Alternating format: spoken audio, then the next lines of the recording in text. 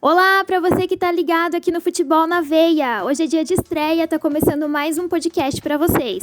O Manezinho da Bola, que vai trazer todas as informações sobre o futebol catarinense. Eu sou a Carla Thaísa, que você é a apresentadora do programa, e agora eu vou chamar dois dos nossos repórteres para falar sobre algumas das principais equipes aqui de Santa Catarina. Vamos lá!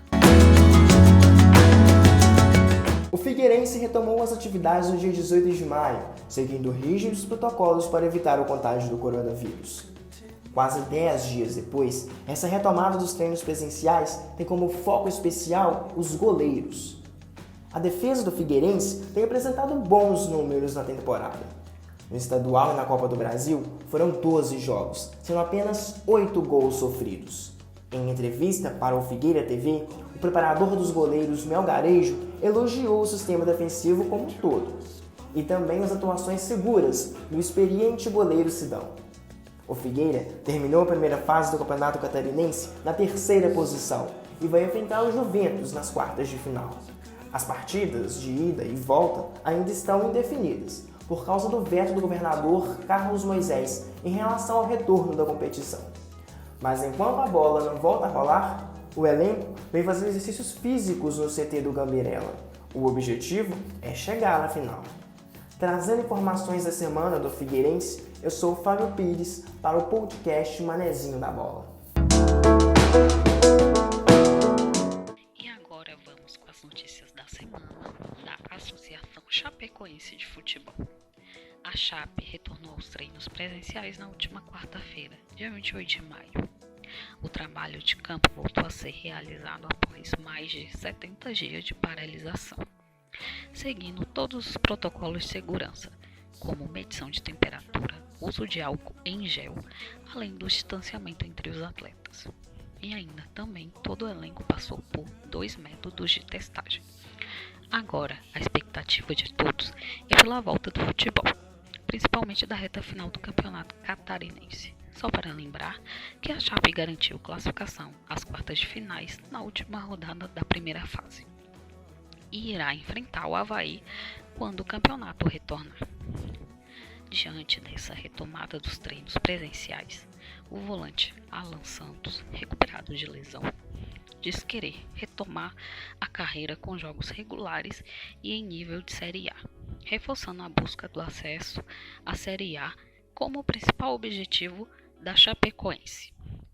Já o meia, Vini Locatelli, avaliou de forma positiva a retomada das atividades presenciais e garante dar a vida nos treinos para quando voltar um campeonato estar 100%. E essas foram as principais informações da semana do time da Chapecoense. Eu sou Rafaela de Souza para o podcast Manezinho da Bola. Vai daí, Carla Thaísa. Quer ficar por dentro de tudo que acontece no futebol do Brasil e do mundo? Então acesse agora www.futebolnaveia.com.br. Lá você vai encontrar prognósticos, pós-jogos, colunas históricas e tudo sobre o Mercadão da Bola. Não esquece, é www.futebolnaveia.com.br. Futebol na Veia, o jornalismo está no sangue.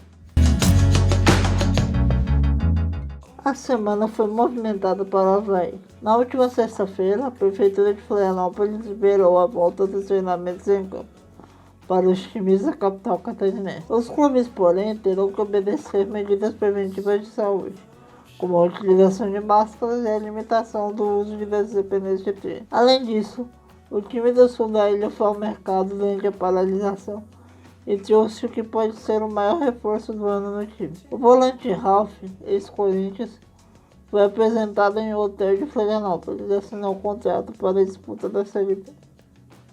O atleta de 35 anos afirmou que seu foco é o Avaí e que não veio a passeio, pois seu objetivo é conquistar a segunda. O Campeonato Catarinense foi paralisado ao final da primeira fase e o time da ressacada irá enfrentar a Chapecoense nas quartas de final da competição. Trazendo informações da semana do Avaí, eu sou o Lucas Stank para o podcast Manezinho da Bola. Olá, amigos! Hoje eu venho trazer para vocês as principais notícias do nosso queridíssimo Manchester Catarinense, mais conhecido como Joinville. Bom, na última terça-feira, o Joinville informou em nota oficial em seu site que não irá renovar com o goleiro Ivan.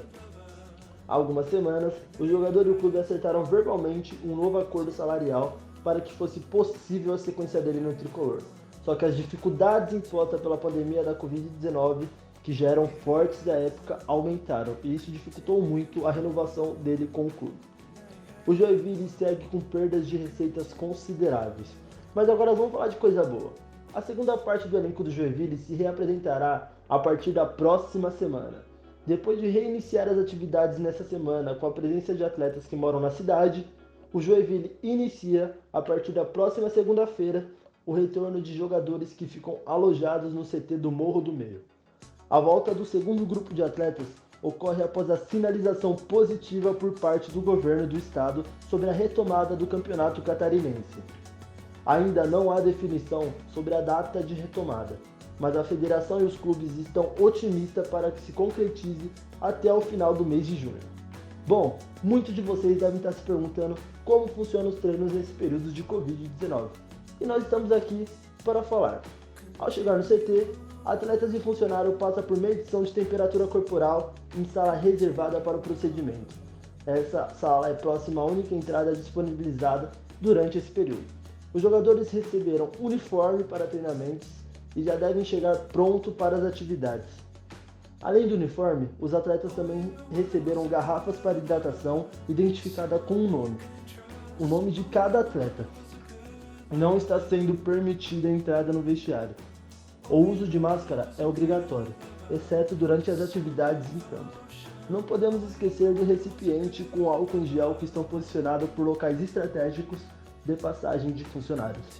Bom, essas foram as principais notícias do Joinville no Manezinho da Bola. E comigo, Murilo Benevides. Agora é com você, Carla Thaisa. Tchau!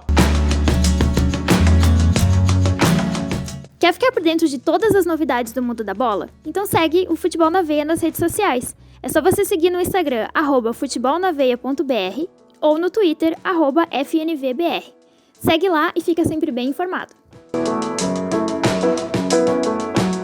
Valeu, Lucas, Rafaela, Pedro Henrique, Murilo e Fábio, os nossos repórteres. E agora eu tô voltando para trazer notícias gerais sobre o estado para vocês. Tem clube novo nascendo aqui em Santa Catarina, isso mesmo, o Esporte Clube Atlético Batistense é o novo clube profissional do estado. Ele foi fundado em 2009 como uma equipe amadora, participou de competições municipais até 2016 e desde 2017 ele vinha fazendo participação em torneios não profissionais. Mas agora ele passou a ser totalmente profissional e ele vai representar a região do Vale do Tijucas, que não conta com um clube profissional desde o fim do Tirantes Esporte Clube em 2014. Por isso eles fizeram investimentos em infraestrutura, construção de CT, enfim, tudo que eles vão precisar para a estreia do novo clube. Então seja bem-vindo aí o nosso novo clube catarinense, Esporte Clube Atlético Batistense. A gente também tem novidade em outros clubes aqui de Santa Catarina. Para quem não lembra, o Catarinense foi paralisado no início das quartas de final e na fase de mata-mata do rebaixamento. E os jogos que a gente ainda tinha para ser realizados eram Avaí e Chape, Brusque e Joinville, Figueirense e Juventus, Marcílio Dias e Criciúma. E no mata-mata da Degola tá o Concórdia e o Tubarão. Então a gente vai atualizar vocês de como que tá a situação do Brusque. O Brusque, nessa pandemia, tá anunciando contratações e renovações de alguns jogadores. E uma dessas novidades foi a contratação do lateral esquerdo Ronael, que é ex-Remo. Ele já é um velho conhecido da torcida do Brusque, porque ele já esteve no quadricolor em 2017 e 2018. E após uma série de negociações, foi fechada a contratação. Ele está com 28 anos e ele foi dispensado do Remo oficialmente na segunda-feira e já está disponível aí para estrear no Brusque. E outra novidade que também a gente tem é a renovação de contrato com o atacante Dandão. O novo vínculo vai valer até o fim do campeonato catarinense. Então o Brusque aí buscando se reforçar, porque tem jogo importante, como eu já tinha falado para vocês, ele joga com o Jack, o jogo é em casa, então precisa aí de reforços. A gente tem também notícias da Federação Catarinense de Futebol. O governo e o futebol catarinense deram um passo importante nesta quarta-feira para a retomada do futebol, em um encontro que reuniu representantes de entidades que comandam o futebol no estado e membros do Centro de Operações de Emergência em Saúde, o COIS. A reunião, que durou cerca de 1 hora, aconteceu na capital, Florianópolis, e foi apresentado o guia de sugestões protetivas para a volta do Campeonato Catarinense. Esse guia é uma versão aprofundada de uma proposta anterior que já tinha sido apresentada, mas que não foi aprovada pelo governo. Essa proposta de agora ela é mais detalhada e ela traz definições e detalhes para os clubes e ações concretas e cuidados que devem ser realizados tanto na volta da competição, quanto, por exemplo, em viagens, seja de ônibus ou de avião, e nas hospedagens. Esse protocolo de segurança sugeriu também que profissionais da vigilância estadual visitem os clubes para verificar em loco se estão sendo aplicados corretamente todos esses protocolos de saúde. Assim como foi sugerido uma nova rodada de testes para detectar o Covid-19 nos clubes antes da retomada da competição. E agora, Santa Catarina aguarda para saber se o governo vai aprovar ou não esse guia de protocolos de saúde. E enquanto todo mundo no estado aguarda para saber se o governo vai liberar ou não, dessa vez, o protocolo de segurança, o que ficou em destaque na mídia nessa semana foi que esse guia ganhou destaque nacional, que é uma notícia boa pra gente aqui em Santa Catarina. Um dos idealizadores desse guia, o Dr. Luiz Fernando Funchal, que é chefe do Departamento Médico do Avaí, comentou sobre o assunto em uma entrevista essa semana para o canal Sport TV. Ele reforça que o projeto, apesar de ser chamado de protocolo de segurança, é um guia de sugestões, então é uma proposta adaptável, não é nada impositivo, e deve ser implantada de acordo com a situação, tanto local quanto estadual. O protocolo também define fases para que a tomada do futebol seja regressiva e para que ela aconteça da maneira mais segura possível, tanto para os jogadores, técnicos, comissão técnica, funcionário, familiares dessas pessoas e também para os torcedores. E ainda sobre o coronavírus, os clubes catarinenses fizeram essa semana 605 testes e apenas 9 deram positivo, então uma notícia boa para o futebol catarinense. Os testes foram realizados em datas diferentes, conforme o protocolo médico que está sendo votado propõe, e deram positivo para 5 atletas e 4 colaboradores administrativos. Os clubes que estão fazendo testes por enquanto são Avaí, Figueirense, Chapecoense e Juventus. Os demais clubes como Criciúma, Concórdia, Marcílio Dias e Tubarão ainda permanecem sem treinos presenciais, eles estão realizando apenas atividades à distância. Os times devem realizar os testes com a aprovação do protocolo do retorno do campeonato pelo governo de Santa Catarina e a definição do retorno dos treinos. Isso aí, essas são as notícias então, tanto da Federação Catarinense de Futebol, quanto de alguns clubes que a gente não tinha comentado nos boletins anteriores. Eu sou a Carla Thaísa e eu vou ficando por aqui no boletim geralzão sobre o estado, pro podcast Manezinho da Bola.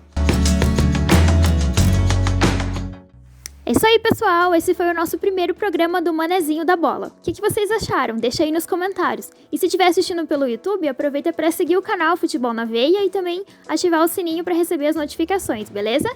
Segue também pelo Spotify, Futebol na Veia, e segue pelo Anchor.